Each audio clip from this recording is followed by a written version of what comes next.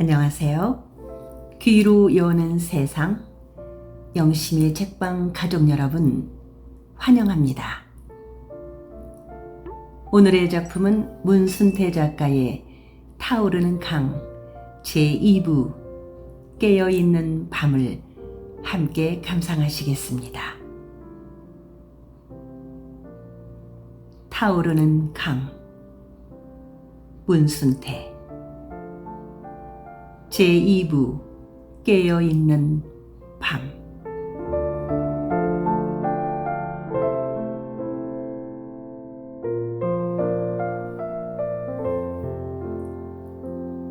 (8월) 한가위를 간 넘긴 초가을의 달빛이 나주 새골라이 세목포처럼 가늘고 부드럽게 영산강을 덮었다. 가을비가 내리려는지 별이 유난히 반짝거렸다. 달빛이 밝은 데다 별들까지도 시세워 반짝거려 강변에 핀 은회색 무럭색 꽃이며 빨간 보랏빛 물봉선꽃 색깔까지도 구별할 수가 있었다.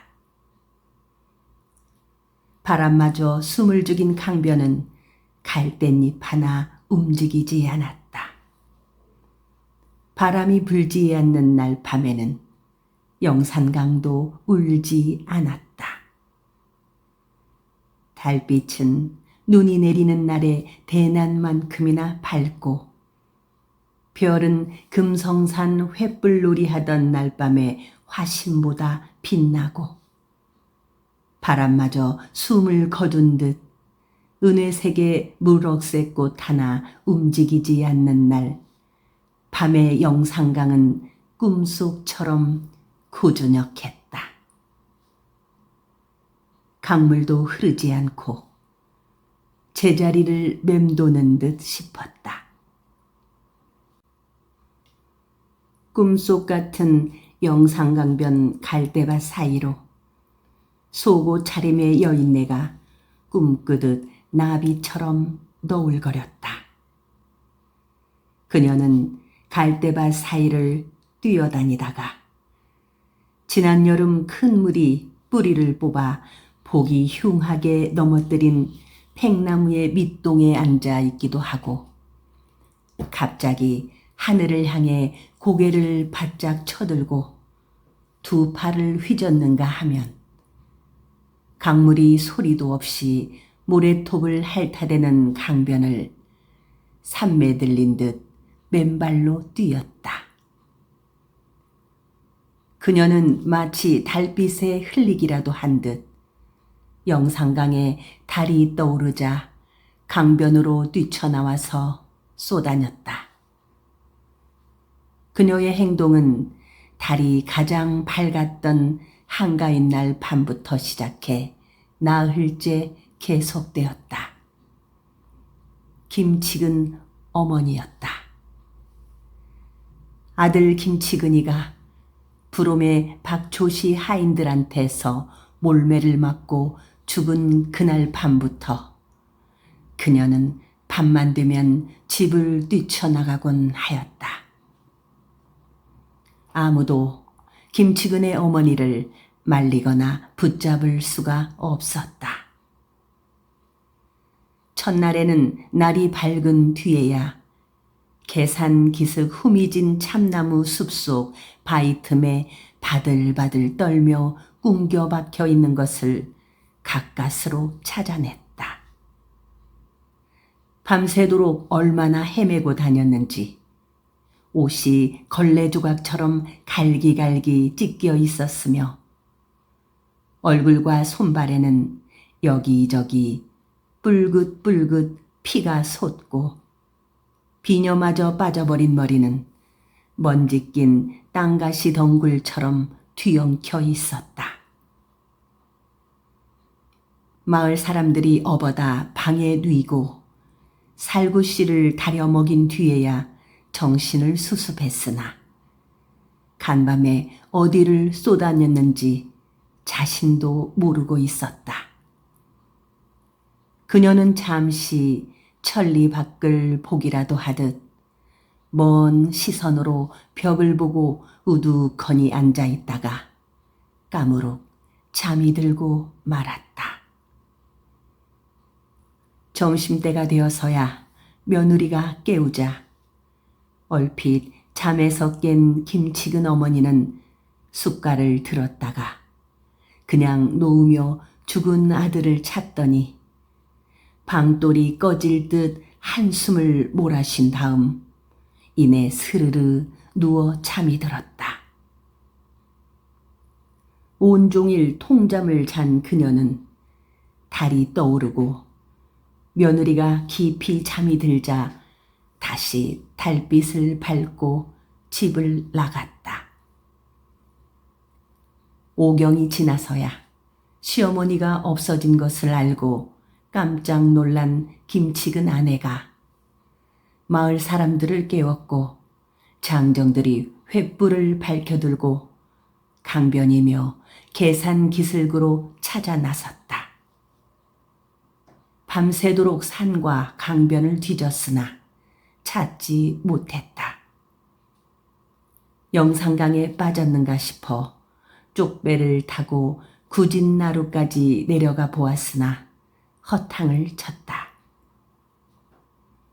그날도 날이 밝은 뒤에야 계산 너머 잔솔밭에 있는 김치근 무덤에 엎드려 있는 것을 발견하고 옷이 찢기고 얼굴이며 손발에 가시가 긁힌 자국이 뿔긋뿔긋한 그녀를 업고 왔다. 점심때가 지나서야 정신을 차린 그녀는 아들 무덤은 어떻게 알고 찾아갔었느냐는 마을 사람들 물음에는 대답을 않고 죽은 아들 이름만 거듭 불러댔다. 아무래도 이상한 일이었다. 김치근의 장례를 치른 날도 시어머니와 며느리가 까무러쳐 장지까지 따라가지 못했고 아무도 아들 무덤을 가르쳐 주지 않았는데 어떻게 해서 밤에 혼자 계산 넘어 후미진 잔솔밭까지 찾아갈 수가 있었단 말인가. 어머니, 어떻게 무덤을 찾아가셨소? 마을 사람들이 돌아간 뒤 며느리가 약간은 겁먹은 얼굴로 시어머니의 혼이 빠진 눈을 들여다보며 조용히 물어보았다. 그러자 김치근 어머니는 여전히 천리 밖을 바라보는 듯 멀고 먼 시선으로 흙벽을 보며 치근이가 와서 데리고 갔다 하고 말했다. 그 말 한마디만 하고 다시 깊은 잠에 빠져들었다. 마을 사람들은 그런 김치근 어머니가 아들의 혼이 쉬었거나 아니면 달만 뜨면 정신을 놓아버리는 것으로 보아 달귀신이 들었다고들 하였다.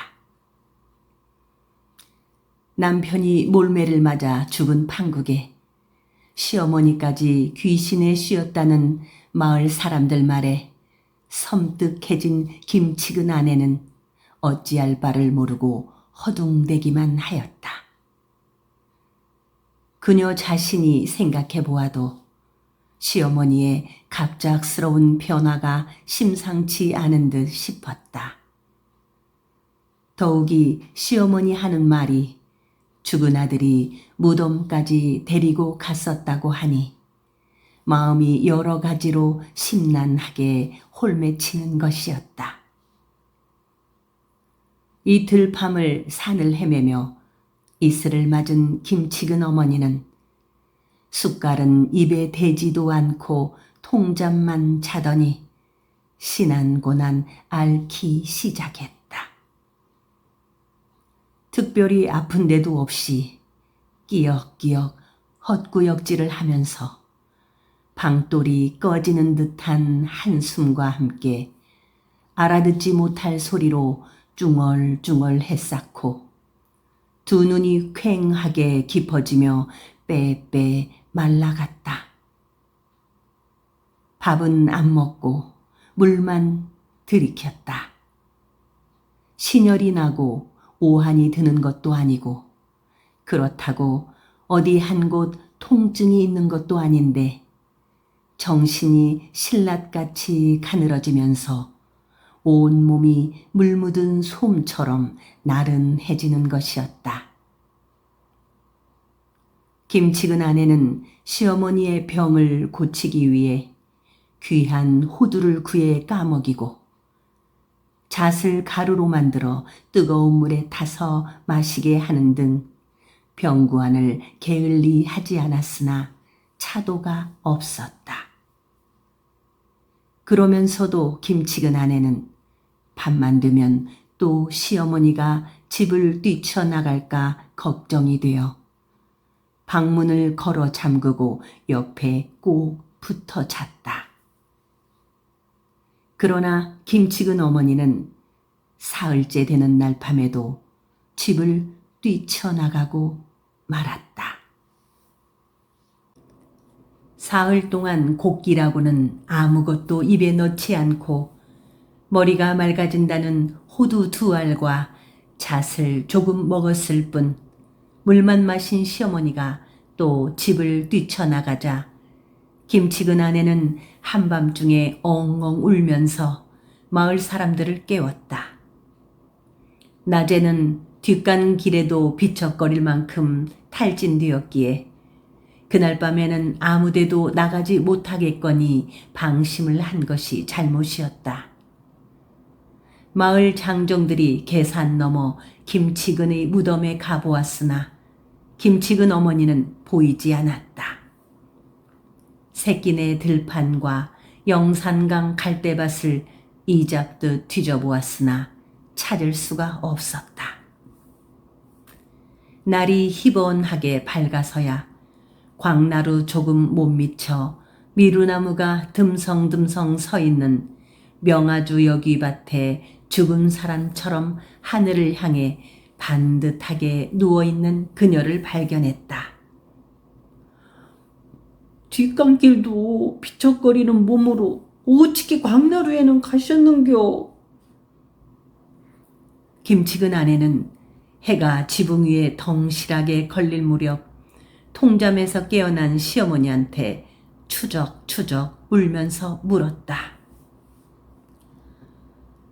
치근이가 내 아들 치근이가 데려다 줬어.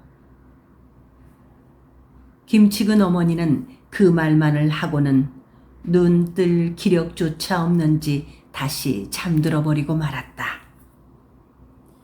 마을 사람들은 그런 시어머니 병을 고치려면 무당을 불러다 크게 구슬해야 할 것이라고들 했으나 당장 끓여 먹을 것도 없는 김치근 아내로서는 속수무책일 수밖에 없었다.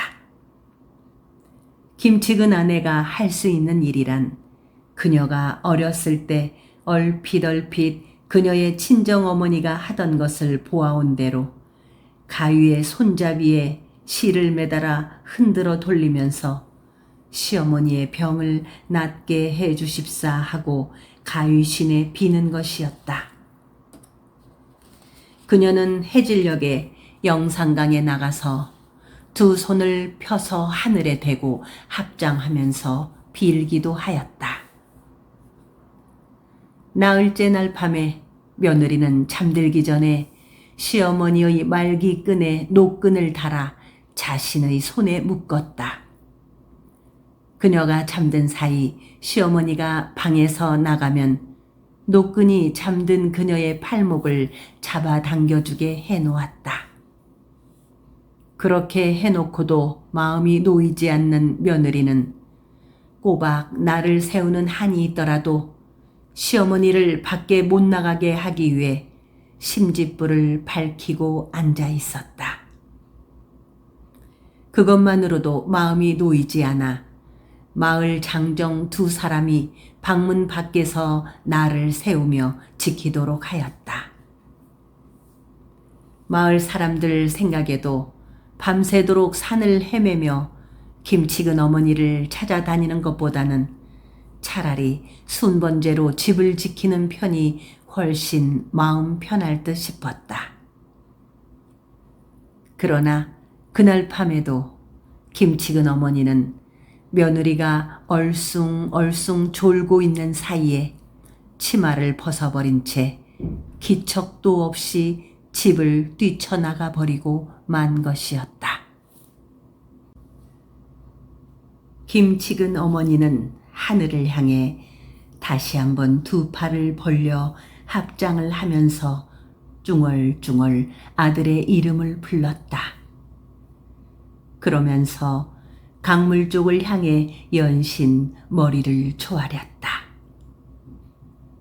얼마 동안은 같은 행동을 몇 번이고 계속하다가 가볍게 몸을 일으켜 나비처럼 두 팔을 휘저으며 광나루 쪽을 향해 뛰어갔다.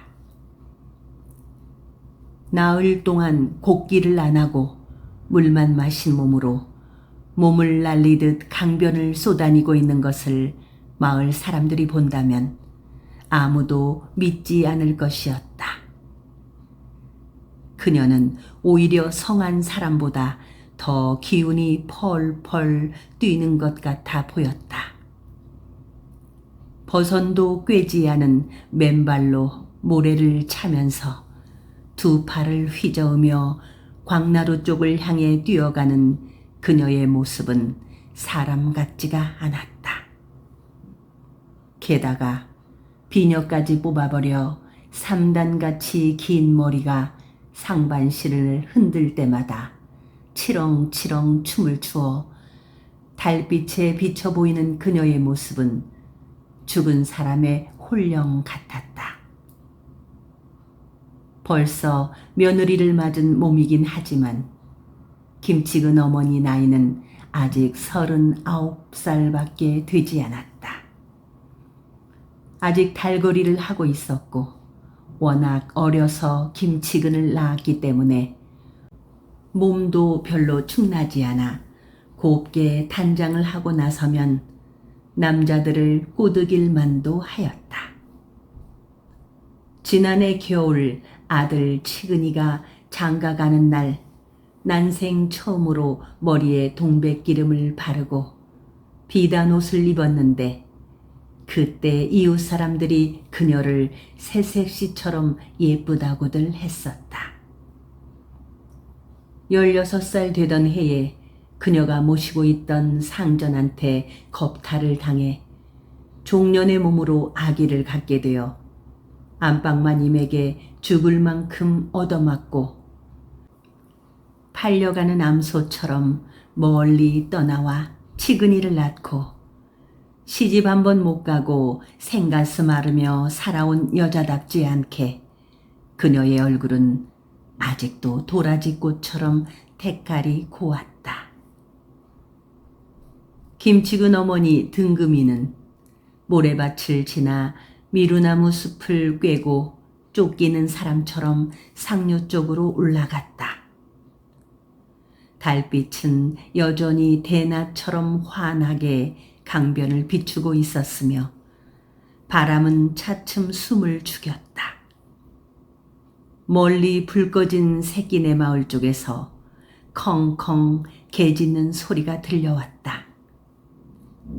둥금이는 광나루에 당도하자 팽나무 밑동에 메어놓은 나룻배를 끌러 첨벙첨벙 강물 속으로 들어가더니 힘들이지 않고 배에 올라탔다. 나룻배줄을 풀고 배에 오르기까지 그녀의 모습은 전혀 다른 사람 같았다. 그녀가 아닌 어떤 힘센 남자가 보이지 않게 그녀의 모습 속에 숨어서 나룻배의 줄을 풀고 그녀를 번쩍 안아서 배 위에 올려놓은 듯 하였다.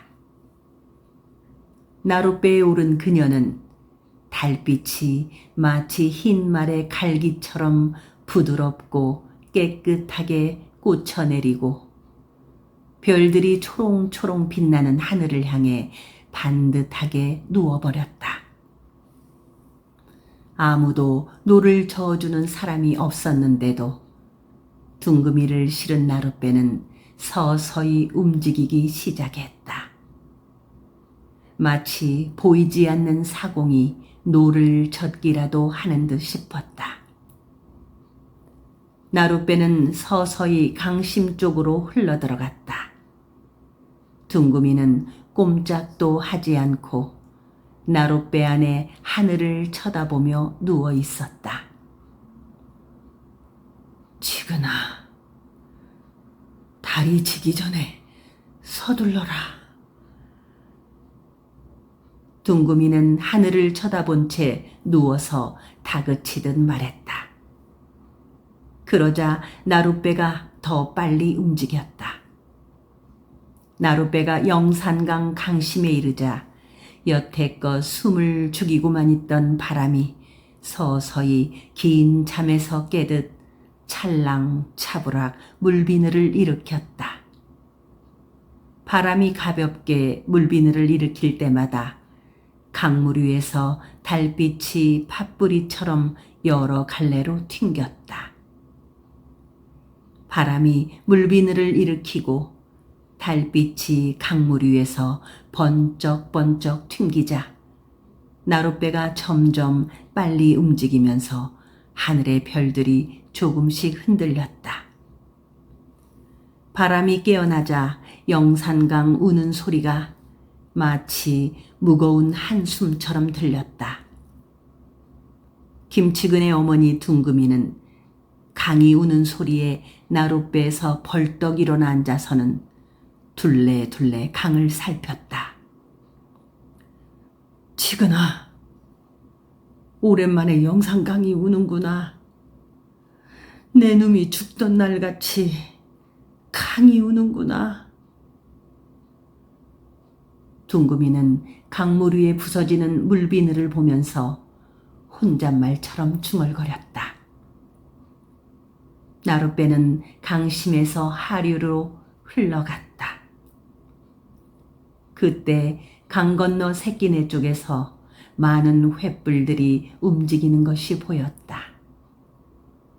마을 사람들이 또 둥금이를 찾아 계산과 강변과 새끼네들을 뒤지고 있는 것이었다. 둥금이는 횃불들이 하늘의 별처럼 아름답다고 생각하면서 한동안 강 건너 쪽을 바라보았다.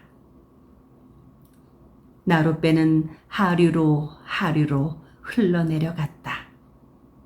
나룻배가 맑은 구비를 돌자 강 건너 횃불이 보이지 않았다. 나룻배가 계산날의 거무칙칙한 산그늘 속으로 슬며시 흘러 들어가자 달이 산에 가려 강물이 온통 무덤 속처럼 어두워졌다. 그러나 잠시 후에 산그늘이 걷히면서 달빛이 보다 밝게 쏟아져 내려 강물은 은회색으로 빛났다. 나룻배가 계산을 보듬고 돌자 바람이 다시 죽었다. 강이 우는 소리도 뚝 그치고 말았다. 얼마나 흘러내려갔을까. 나룻배가 회진 조금 못 미쳐 물달개비며 자귀풀, 물봉선이 휘 너우러진 강변에 닿자 김치근 어머니 둥금이는 다시 보이지 않는 힘센 남자가 보드며 내려주기라도 하듯 성큼 나룻배에서 내려 갈대밭 속으로 들어갔다. 그녀는 서둘러 갈대밭을 지나 대추나무들이 듬성듬성 서 있는 조그마한 언덕 위로 추어 올라갔다. 그리고 보이지 않는 어떤 사람한테 안내를 받기라도 하는 것처럼 미적거리거나 두렵거리지 않고 대추나무 언덕을 내려가 회진마을 어귀 대반 모퉁이를 보듬고 돌았다. 대반 모퉁이를 지나자 마을에서 담배 한 대참 정도 떨어진 후미진 곳에 쓰러져가는 초가 한 채가 삐딱하게 버티고 서 있다. 쌀이문은 헐쩍 열려 있었지만 사람이 사는 것 같지 않게 집안에서 찬바람이 휙 돌았다. 둥금이는 마치 긴 여행을 마치고 오랜만에 그녀의 집에 돌아오기라도 하는 것처럼 너웃너웃 쌀인문 안으로 들어서다가 멈칫하고 섰다. 부엌 옆에 붙은 큰 방에서 갑자기 방울 소리가 들렸다. 그러자 그녀는 신바람이라도 나듯 두 팔을 허공에 휘젓더니 우르르 달려가 벌컥 방문을 열었다. 사람이 오랫동안 거처하지 않은 듯 방에서는 싸늘한 바람과 함께 퀴퀴한 곰팡이 냄새가 덮쳐왔다. 방에는 아무도 없었다. 활짝 열어젖힌 방문으로 달빛이 한 다발 쏟아져 들어갔다. 휘영청한 달빛에 방 안을 환하게 들여다볼 수가 있었다. 아무도 없는 방에는 조그만 엄나무 장롱이 놓여 있었고 아랫목 횃대에는 빨간 동정에 흰 소매를 단 천릭이 걸려 있었다. 천릭 위에 천립이며 오색 신꽃이 벽에 걸려 있었으며 엄나무 장롱 위에는 부채와 울쇠, 오방기, 새옹, 옥수 그릇 등이 가지런히 놓여 있었다. 둥금이는 주저하지 않고 방으로 뛰어들어가 윗목 장롱 위에 있는 울쇠를 집어 흔들었다. 조금 전 그녀가 마당에서 들었던 방울소리 그대로였다. 딸랑딸랑딸랑. 둥금이는 왼손에 부채를 펴들고 오른손에 울쇠를 잡아 공중공중 방 안에서 뛰며 방울소리를 냈다. 그녀는 온몸이 휘즈근하게 땀에 젖도록 모두 뜀을 뛰면서 울쇠를 흔들었다. 아무리 뛰고 울쇠를 흔들어대도 기운이 빠지지 않았다. 되레 불끈불끈 힘이 솟았다. 날듯 몸이 가벼워졌다. 둥금이는 다시 횃대에 걸려있는 쾌자를 입고 머리에는 전립을 썼다. 전립끈을 턱 밑에 바짝 죄어매고 나서 다시 울쇠를 흔들며 방돌이 꺼지도록 길길이 뛰었다. 뛸 때마다 너울너울 쾌자 자락이 춤을 추었다.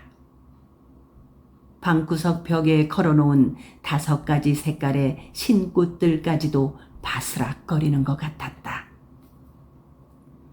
둥금이는 달빛이 이지러지고 새벽을 재촉하는 미명의 어둠이 덮쳐와서야 재뿔 쓰러지듯 휘청휘청 방바닥에 무너지고 말았다. 방바닥에 쓰러지자 죽은 듯 잠이 들고 말았다. 그녀는 손가락 하나도 움직이지 않고 쾌자를 입고 전립을 쓴 채 황홀한 잠에 빠져든 것이었다. 회진마을 사람들이 빈집에 잠들어 있는 김치근 어머니를 발견한 것은 한낮이 지나서였다. 나무꾼들이 집 앞을 지나다가 빈집의 방문이 헐쩍 열려 있는 것을 보고 수상히 여겨 기웃거려 봤더니 웬 낯선 여자가 쾌자를 입고 전립을 쓴 채 죽은 듯 잠들어 있었던 거였다. 나무꾼들이 그녀를 흔들어 깨웠으나 둥금이는 온몸이 식은땀에 젖어 기력을 잃고 있었다. 새끼네 사람들이 강 건너 회진까지 김치근 어머니를 찾으러 온 것은 해가 대지의 턱 끝에서 뉘엿뉘엿 숨을 죽이기 시작할 무렵이었다. 새끼네 사람들은 간밤 5경 이후부터 이튿날 한나절 동안을 계산과 강변을 이잡듯 뒤졌으나 김치근 어머니를 찾을 길이 없어 거의 포기를 하고 있던 차에 광나루의 나룻배가 회진에서 발견되었다는 소식을 듣고 부랴부랴 강을 건너온 것이었다. 웅보를 비롯해서 새끼네 마을의 장정들과 김치근 아내가 회진 마을 어귀 빈집에 찾아왔을 때까지도 둥금이는 기력을 차리지 못하고 잠자듯 누워 있었다. 저 안악을 그대로 두소. 저 안악한테 신이 내린 것이 분명하구만. 새끼네 마을 사람들이 김치근 어머니를 들쳐 업으려고 하자 옥색 두루마기에 갓을 쓴 쉬남팍의 나이가 지긋한 남자가 방문 앞에 서서 큰 소리로 나무람하듯 말했다. 옥색 두루마기를 입은 남자는 회진 사람이었다. 그의 말에 새끼네 사람들이 둥구미를 들쳐 업으려다가 힐끔 방문 쪽을 보았다. 어르신네, 쇳내의 시험이 옵니다요. 쇳내의 남편이 죽은 뒤로 정신을 놓고 이러십니다요. 김치근 아내가 옥색 두루마기를 입은 남자 앞으로 우르르 내달아 허리를 굽적거리며 애원을 했다. 자네 시어머니는 단골이 될 것이야. 이 집 주인이었던 월심이를 신어미로 삼으려고 강을 건너 여기까지 온 걸세. 옥색 두루마기의 말에 마당에 모여있던 회진 사람들이 고개를 끄덕였다. 이댁 주인이 누구시온데요? 김치근 어머니를 업으려고 방으로 들어갔던 웅부가 개운차는 얼굴을 하고 문턱을 넘어 밖으로 나오며 옥색 두루마기 남자한테 물었다. 월심이라고 허잔튼가? 월심이는 우리 마을 단골이었는데 한 달 전에 죽었다네. 월심이도 무남 동료 외딸이 죽은 뒤에 신이 들렸는데 이 안악도 아들이 죽었다며. 틀림없이 월심이 홀령이 이 안악을 불러들인 거요. 이 안악은 월심이의 신딸이 된 것일세. 그러니 데려갈 생각은 말고 이대로 두소. 내일이라도 우리 마을에서 신굿을 해줘야겠구먼. 어르신네, 안 됩니다요. 셋내는 시어머니를 모시고 가야 합니다요. 옥색 두루마기 남자의 말에 김치근 아내는 얼굴이 백지장처럼 창백해지더니 토마루에 털썩 주저앉아 버렸다. 셋내 시어머니가 단골이 되다니 천부당 만부당합니다요. 김치근 아내는 울부짖듯 말하고는 우르르 방 안으로 뛰어들어가서 시어머니가 입고 있는 신복과 전립을 벗겨 팽개쳐버렸다. 그러고 나서 새끼네 장정들에게 어서 시어미를 모시고 가자고 큰 소리로 다그치듯 말했다. 웅보는 다시 방 안으로 들어가서 여태껏 정신을 수습하지 못한 채 뜨거운 물에 데쳐놓은 산나물처럼 축 늘어져 있는 김치근의 어머니를 들쳐업고 나왔다. 집으로 업고 가도 헛수고네. 이 안악은 오늘 밤에 다시 여기로 올 걸세. 신굿을 해주지 않으면 이 안악도 아들을 따라가게 될 거요.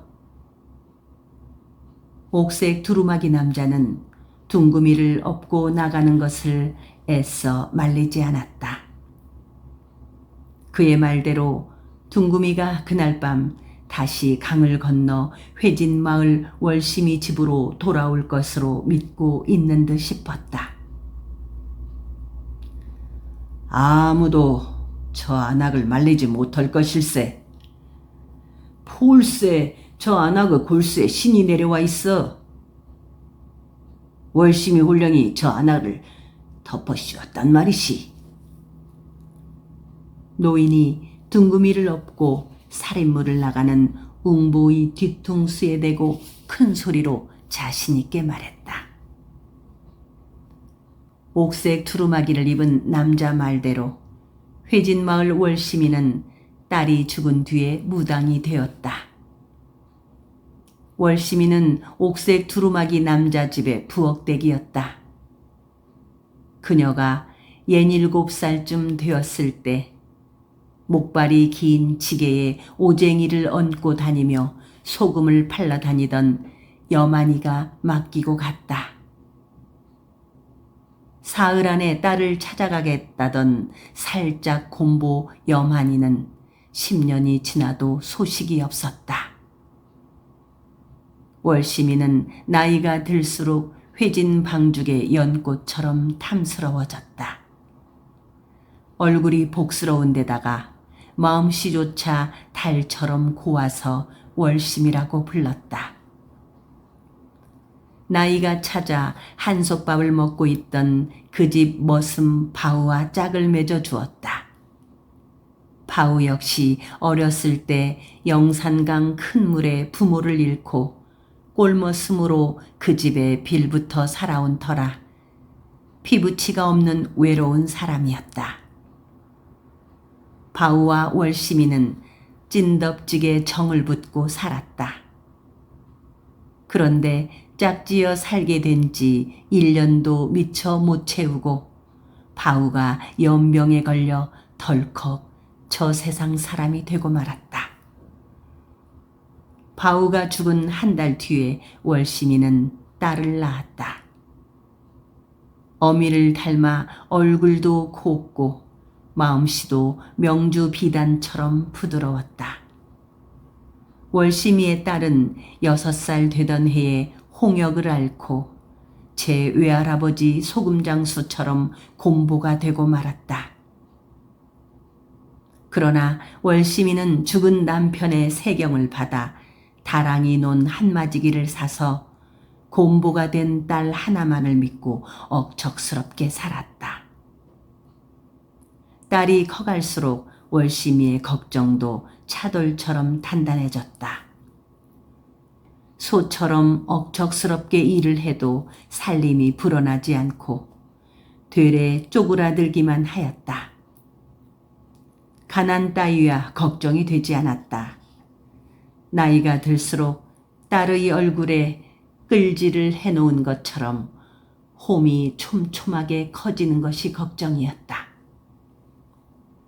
워낙이 찢어지게 가난한 데다가 얼굴까지 얼뚝 얽었으니 혼기가 넘도록 데려가겠다는 남자가 없었다. 30이 가깝도록 시집을 못 간 월심이의 딸은 제아비처럼 연병에 걸려 죽고 말았다. 얼금뱅이 딸은 월심이 가슴에 풀무덤을 만들고 만 것이었다. 월심이는 죽은 딸을 나무꾼들이 많이 다니는 올출산 가파른 언덕길 한복판에 등을 하늘로 쳐들게 하여 거꾸로 묻었다. 거적으로 뚫뚫 말아 나무꾼들이 많이 다니는 산길에 묻은 것은 남정네들이 산에 오르며 내리며 시집 못 가 한이 맺혀 죽은 딸의 등이나마 투덕투덕 밟아주라는 것이었고, 등을 하늘로 향하여 거꾸로 묻은 것은 죽은 딸이 처녀와 원귀가 되어 땅 위로 올라오지 못하게 하자는 것이었다. 딸을 산길 한복판에 거꾸로 엎어서 묻은 월시민은 이내 시름시름 앓고 말았다. 아무것도 먹지 못하고 물만 마시며 얼빠져 누워있기만 하였다. 마을 사람들이 한 번씩 들여다보면 월시민은 딸의 이름만을 불렀다. 월시민은 죽기로 작정한 사람 같아 보였다. 모녀를 줄초상 치르게 될 것이 딱했던지 옥색 두루마기가 무당을 불러다 신굿을 해주었다. 구판이 한창 어우러질 무렵 월시민은 말문을 열었다. 죽은 딸의 넋이 외는 넋두리를 푸념처럼 늘어놓은 것이었다. 엄니, 엄니, 울엄니, 불쌍하고 가련한 울엄니, 이 못난 딸년 넋이나 받으소. 못난 딸년 하나 믿고 설게 살아온 울엄니, 거적적삼 거적 치마 엎혀 길에 묻어 허리가 아파 못 참겠네. 눈에 흙이 들어 하늘도 볼 수 없네. 엄니, 엄니, 울엄니, 이내 못난 딸년 넋을 받아 한이나 풀어주소. 엄니, 엄니, 불쌍하고 가련한 울엄니, 어찌 나를 엎어묻어 황천도 못 보게 하는가. 엄니, 엄니, 울엄니, 이내 넋을 받아서 내 눈이나 뜨게 해주소. 월시민은 딸의 목소리를 흉내내며 푸념을 뇌었다. 신굿이 끝난 다음 날 월시민은 인근 마을의 단골들을 찾아다니며 쇠 동량을 다녔으며 조금씩 얻어온 쇠를 모아 울쇠를 만들어 회진마을 무당이 되었다. 월시민은 그 후 20년 동안 무당 노릇을 하다가 늙어 죽었다. 강 건너 회진의 무당집에서 배운 둥금이는 해가 뉘엿뉘엿 사그라질 무렵에야 정신을 수습하고 일어나 생수를 한 바가지나 퍼마셨다. 그녀의 눈은 늦가을 온나무 잎처럼 불그스레하게 꽃물이 퍼져 있었다. 어머니, 회진 단골집에는 어찌 가셨는겨? 시어머니가 정신을 수습하자 매지매지 애가 탄 김치근 아내가 걱정스럽게 물었다. 방 안에는 마을 안악들과 김치근 친구들 서너시 앉아서 등금이의 얼굴을 짜짜시 들여다보고들 있었다. 치근이가 내 아들 치근이다. 데려다 줬어야. 등금이는 언제나처럼 똑같은 말을 되풀이할 뿐이었다. 왜 하필이면 강 건너 단골집을 찾아가요잉? 어찌 그럼 강을 건너셨는겨? 김치근 아내는 답답한 가슴을 와드득 쥐어뜯기라도 하려는 듯 두 손을 옷구름에 모으며 다시 물었다. 내 아들 치근이가 배도 태워주고 우리 친정집에도 데려다 줬다. 둥금이는 가까스로 눈망울을 굴려 방 안에 앉은 낯익은 사람들을 둘러보며 말했다.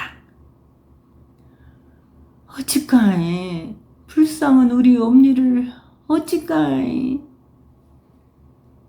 김치근 아내는 당장 울음이라도 터뜨릴 것만 같았다. 암만 해도 신굿을 해줘야 하려는 거이비요. 간밤에 웅부와 함께 강 건너 회진에 갔다 왔던 칠복이 영감이 걱정스러운 목소리로 말했다. 한두야요.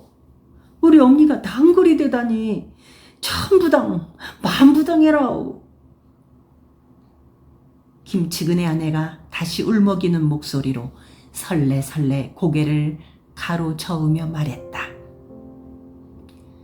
신굿을 안 해주면 치근이를 뒤따라간다고 안 하더남.